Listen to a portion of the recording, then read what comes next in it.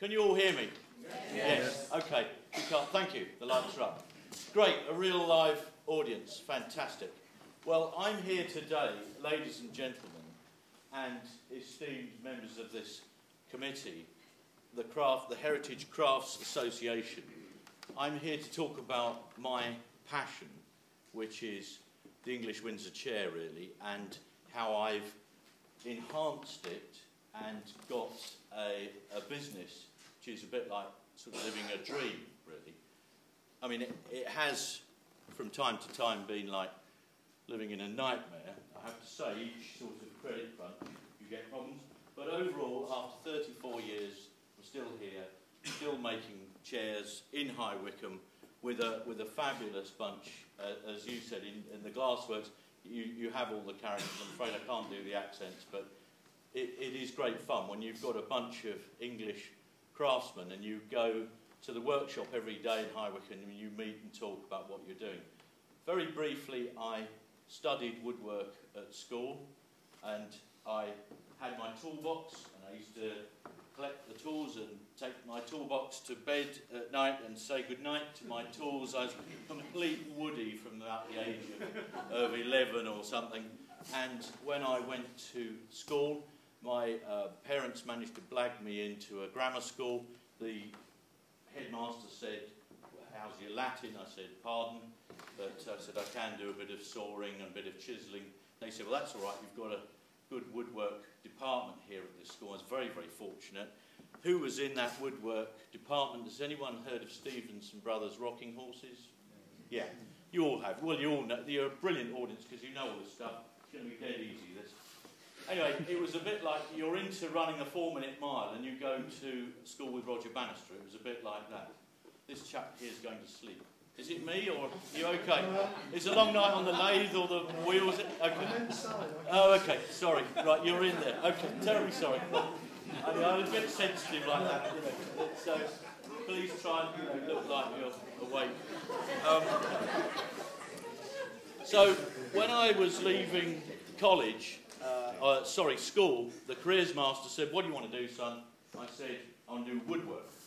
He said, "Yes, that's a hobby, but I think I can get you a job as a trainee manager at Woolworths."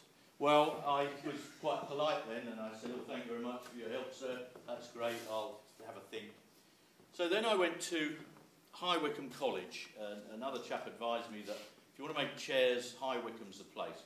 Came down Marlow Hill into High Wycombe, huge college, lots of workshops, lots of guys making chairs. There were lots of factories and lorries. In 1972 I arrived there. I was in wood heaven, in chair making heaven. It was so exciting I can't tell you.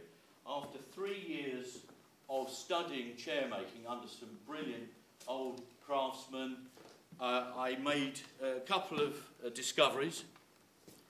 One is completely unemployable.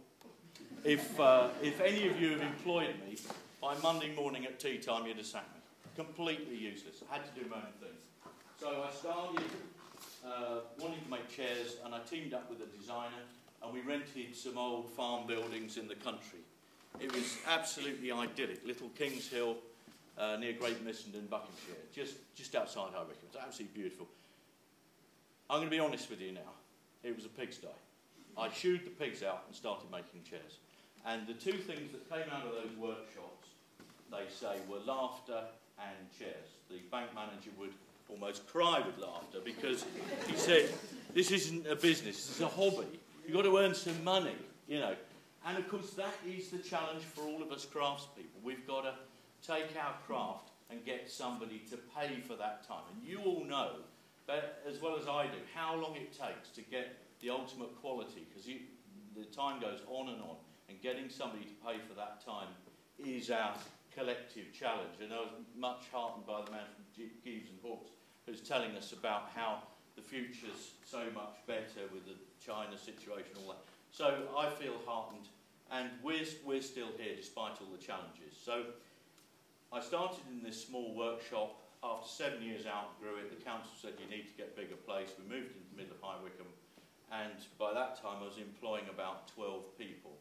And we started making the Windsor chair. You see I don't know if you saw the other picture, the Windsor chair with a solid wooden seat, which was all very well and good, but we wanted to make something that would be rich in the mix, a more exciting Windsor chair. So if you could just hand me the piece of wood at the back, just a lump of wood. We got this, thank you very much, we got this special piece of wood from a famous ship. This comes from HMS Victory, and it was cut down, let me remind myself, hang on.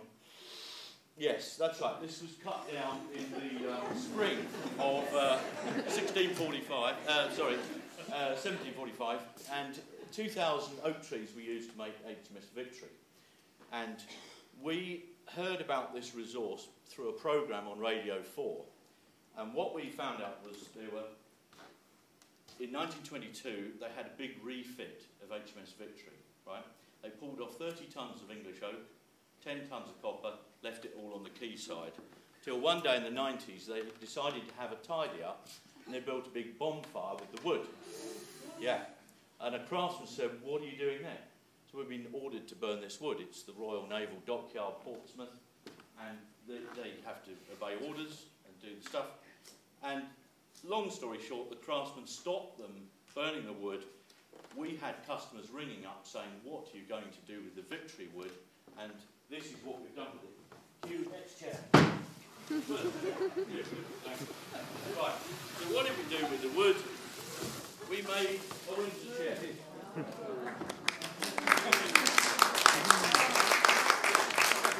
Now, there's your solid wooden seat. So this is a Windsor chair. The axis of construction is a solid wooden seat. It's shaped to the body. It's okay, we do an individual fitting service. It's not for the squeamish or faint-hearted. Now we've used you see that oak, it's all shards and it's difficult. It's not straight grain plank, it's the opposite of a man-made material. But we used it to make the spindles. And out of that we got all sorts of shards and falling pieces, which we don't throw away, because it's the most expensive firewood that we've ever bought. And so we've got boxes and boxes of shards. And one day we'll be making a sort of Nelson toothpick. So this is hand carved.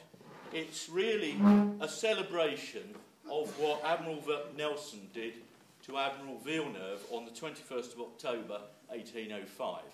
So we have very few French customers, or Spanish comes to that. So underneath is a copper plate, because I might have mentioned there were 10 tonnes of copper, came off Victory. He's smiling now, he's good, he's woken up. And it says on here, as you might expect, England expects every man to do his duty. So really, I'm making chairs that are my passion, but I've become a sort of little Englander. Well, I'm not little anymore, I'm fat Englander, but you know, this is my passion.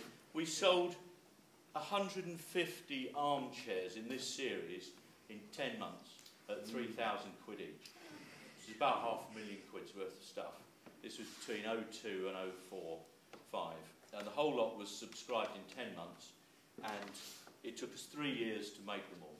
So it's been very successful. I can't show you the armchair because we've sold them all, but this is the side chair, the next one on that's developed from it. Was that because it was on Radio 4?